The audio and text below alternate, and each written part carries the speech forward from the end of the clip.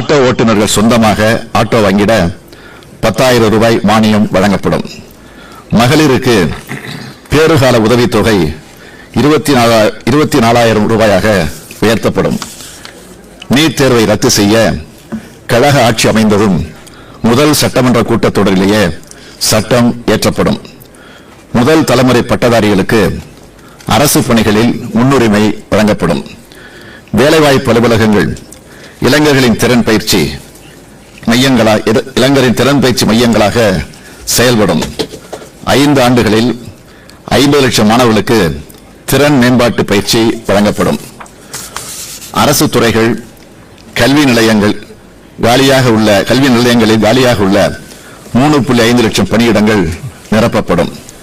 புதிதாக 2 லட்சம் வேலை வாய்ப்புகள் உருவாக்கப்படும்.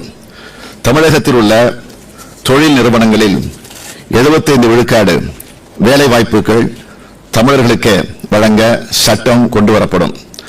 அரசு ஊழியர்களுக்கான ஓய்வூதியம் 80 வயதுக்கு மேல் 20 விழுக்காடாக உயர்த்தி வழங்கப்படுகிறது. அதனை 70 வயதுக்கு மேல் 10 விழுக்காடாகவும் 80 வயதுக்கு மேல் 10 விழுக்காடாகவும் வழங்குவோம். வேலையில்லா பட்டதாரிகள் குறுந்தொழில் தொடங்க 20 லட்சம் ரூபாய் வரை கடன் வசதி வழங்கப்படும். அரசு பணி மகளிருக்கு பேறுகால விடுமுறை 12 மாதமாக உயர்த்தப்படும்.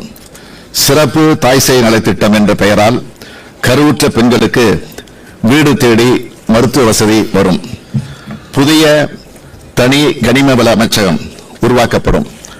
கனிமங்கள், தாது மணல் ஆகிய தொழில்கள் அனைத்தும் டாமி நிறுவனத்தின் கீழ் அரசே நடத்தும். அரசு பள்ளி கல்லூரி மாணவர்களுக்கு இலவச டேட்டாவுடன் கை கணினி டேப்லெட் வழங்கப்படும். கல்வி நிறுவனங்களில் வைஃபை வசதி செய்து தரப்படும். அரசு துறை நிறுவனங்களில் 10 ஆண்டுகளுக்கு மேல் தற்காலிக பணியில் உள்ள அனைத்து பணியாளர்களும் பணி நிரந்தரம் செய்யப்படுவார்கள்.